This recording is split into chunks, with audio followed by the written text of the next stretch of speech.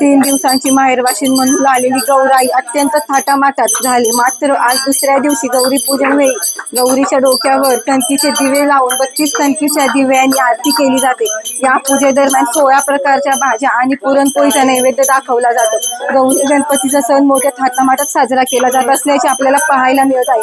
गौराईचे आगमनाने महिला वर्गात खास अत्यंत संचारलेला पाहावयास मिळतो. आपण आता बघू शकतो कशा पद्धतीने गौराईची आरती केली जात आहे.